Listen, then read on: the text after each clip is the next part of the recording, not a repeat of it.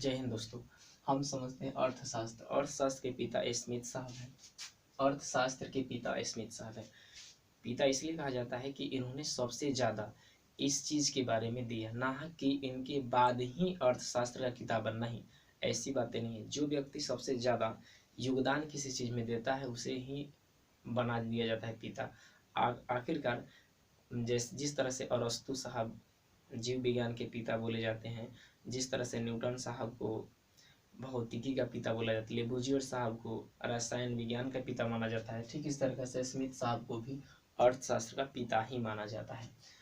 अर्थव्यवस्था क्या है? कभी कभी छोटे छोटे परिभाषाओं में आदमी चल जाता है, हालांकि वो भी ठीक है।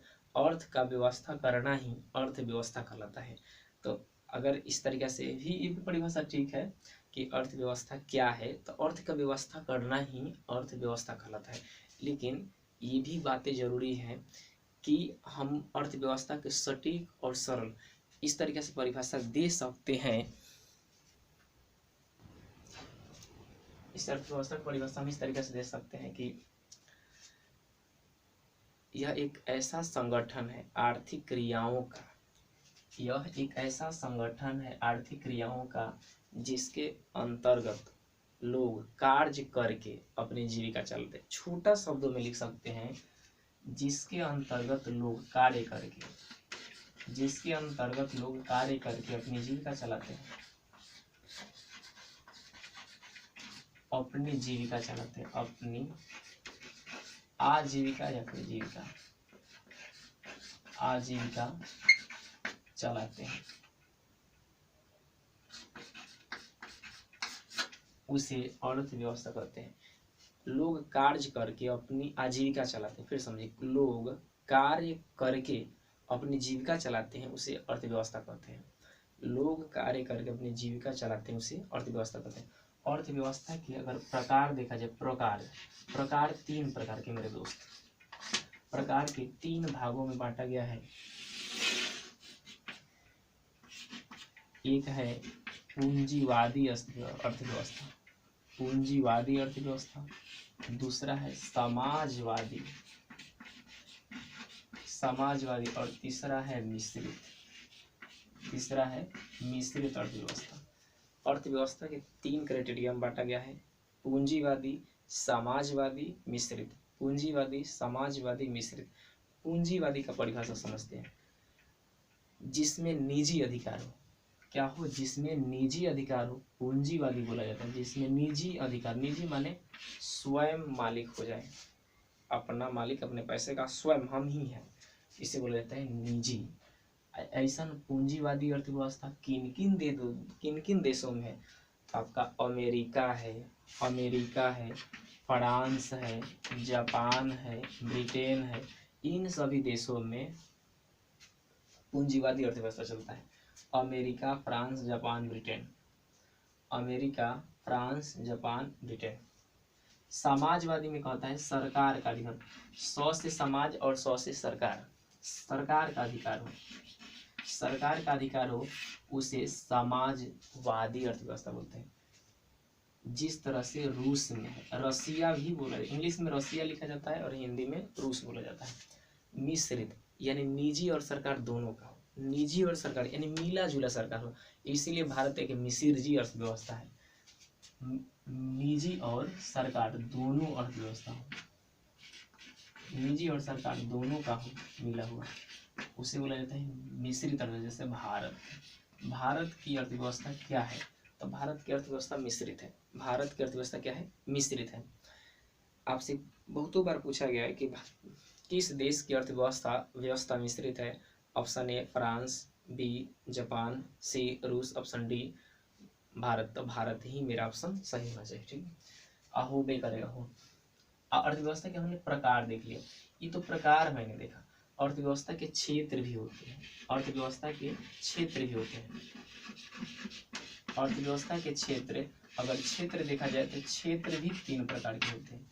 क्षेत्र भी मेरे भाई लोग तीन प्रकार के होते हैं। तो क्षेत्र को भी एक बार नजर दोहरा लेते हैं। क्षेत्र आखिरकार कितने प्रकार? एक होता है प्राथमिक क्षेत्र, प्राथमिक क्षेत्र। एक होता है द्वितीय क्षेत्र, एक होता है तृतीय क्षेत्र। तृतीयक क्षेत्र। शॉर्ट लिखा है तो समझ ली। प्राथमिक क्षेत्र, द्वितीयक क्षेत्र और तृतीयक क्षेत्र। प्राथमिक क्षेत्र में कृषि होता है, पशुपालन है, मत्स्य पालन है, कुक्कुट पालन है। ठीक, यानी कृषि, पशुपालन, मछली पालन, कुक्कुट पालन। खनन माने जमीन के अंदर से कोई चीज निकाल लेना ही खनन कहलाता है। खनन यानी जमीन के अंदर से कोई चीज निकाल लीजिएगा, खनन कहलाता है। कृषि, पशुपालन, मत्स्य पालन, कुक्कुट और खनन। अर्थात हम देखते हैं कि ये जो प्राथमिक अर्थव्यवस्था है ये सारा नेचर पर निर्भर करता है, प्रकृति पर निर्भर है, इसीलिए इसे प्राकृतिक अर्थव्यवस्था भी कहेंगे। तो प्राथमिक क्षेत्र का बोलेंगे कृषि, पशुपालन। एक बार परीक्षा में पूछा भी गया था कि कृषि किस प्रकार का क्षेत्र है, तो आप बताइएगा प्राथमिक क्षेत्र। द्वितीय क्षेत्र के जैसे में इसको ही मॉडिफाई करके, परिवर्तन करके बना दिया जाता है। जिस तरह से गन्ना को कौन सा क्षेत्र कहेंगे, तो प्राथमिक, क्योंकि इंसान ने गन्ना को नहीं बनाया, इंसान ने गन्ना में मिठाई नहीं डाला, यानी उसमें मीठापन जो आता है प्राकृतिक डालता है। हाँ, चीनी बनाना इंसान का काम है, तो चीनी जहाँ पे बनता है इसे कौन सा क्षेत्र कहेंगे, तो द्वितीय क्षेत्र कहेंगे। तो यानी इसमें जाइए उद्योग, निर्माण, विनिर्माण या फिर बिजली भी कहीं बनाया जाता है, गैस। ये जो सारे चीजें द्वितीय क्षेत्र में आते हैं। फिर समझिए, कृषि, पशुपालन, मत्स्य पालन, कुक्कुट पालन, खनन। एक बार परीक्षा तो हद हो गया, परीक्षा में पूछ दिया कि वानिकी कौन सा क्षेत्र है, प्राथमिक, द्वितीयक, तृतीयक। तो बहुत बच्चा तृतीयक के मार दिया। वानिकी माने जंगल देखा जाए कौन बनाता है, प्रकृति, तो इसलिए प्राथमिक क्षेत्र में कहेंगे, ठीक ना। वानिकी कौन सा क्षेत्र, प्राथमिक क्षेत्र। तृतीय को सेवा क्षेत्र कहा जाता है, तृतीय को हम सेवा क्षेत्र कहते हैं। सेवा क्षेत्र, इस सेवा क्षेत्र में क्या होता है, सेवा क्षेत्र में बैंक हुआ, मास्टर हुआ, रेलवे हुआ, बैंक, मास्टर, रेलवे, ये जो सारे चीज है सेवा देते हैं, एक व्यक्ति दूसरे व्यक्ति को सर्विस देता है, इसीलिए इसे तृतीय क्षेत्र बोलते हैं। सबसे ज्यादा इनकम इसी क्षेत्र में आता है। यह भी पूछा जाता है कोई देश अगर विकसित होता है तो आखिरकार किसके कारण, तो जिस देश का तृतीय क्षेत्र सबसे ज्यादा मजबूत होगा वह देश विकसित स्वतः ही हो जाएगा। जिस देश में तृतीय क्षेत्र कमजोर होगा वो देश अपने आप ही विकासशील, यानी कि धीरे धीरे बढ़ेगा। जिस तरीके से आराम से चलना विकासशील, एकदम धकाक चलिए विकसित, एकदम जोरों से चलिए विकसित, आराम से चलिए सिहुर के, तो होता है विकासशील अर्थव्यवस्था। विकासशील अर्थव्यवस्था कहेंगे, अर्थात भारत किस प्रकार की अर्थव्यवस्था है, तो विकासशील। यहाँ के लोग अधिकांशतः निकम्मे टाइप के पाए जाते हैं, हालांकि ऐसा बात नहीं है, अपने भारत में बहुत ज़्यादा गुण भी पाया जाता है। गांव देहात में भी कभी कभी ऐसा भी होता है, गाँव सबसे ज़्यादा तो कर्म करने वाले गांव में ही होते हैं, शहर में उतना कम नहीं, कम करते हैं, लेकिन देखा जाए तो गांव में लोग बहुत ज़्यादा मेहनती हैं।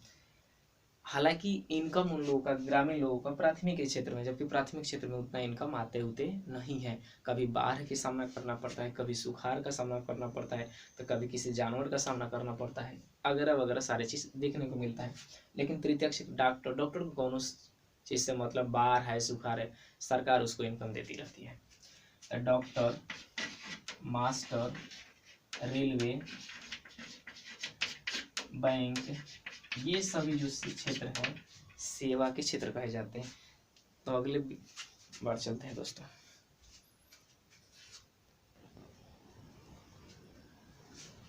आइए दोस्तों देखते हैं कि विकसित अर्थव्यवस्था, एक है विकासशील अर्थव्यवस्था। विकसित अर्थव्यवस्था किसे कहते हैं या फिर विकसित देश किसे कहते हैं, ध्यान से समझिएगा। विकसित देश किसे कहते हैं, जिस देश का राष्ट्रीय आय प्रति व्यक्ति आय अधिक हो, जिस देश का राष्ट्रीय आय प्रति व्यक्ति आय अधिक हो, यानी राष्ट्रीय आय भी हो प्रति व्यक्ति आय भी दोनों क्या हो, अधिक हो, उसे कहेंगे विकसित अर्थव्यवस्था चाहे विकसित देश। यानी राष्ट्रीय आय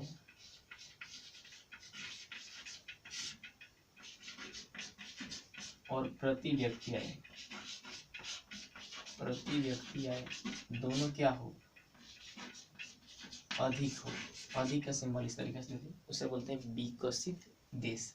राष्ट्रीय आय प्रति व्यक्ति आय अधिक हो उसे विकसित अर्थव्यवस्था बोलते हैं। जैसे जापान, चीन, सॉरी जैसे जापान, अमेरिका, फ्रांस, ब्रिटेन, ये सभी देश विकसित अर्थव्यवस्था में आते हैं, यानी विकसित देश में आते हैं।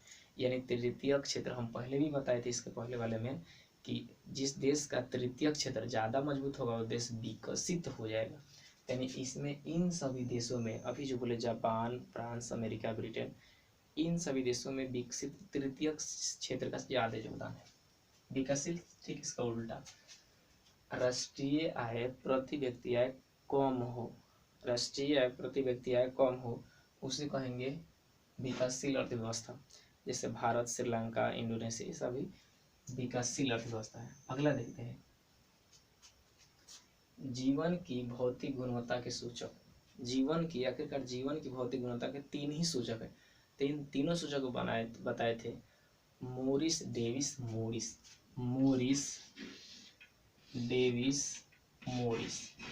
MDM,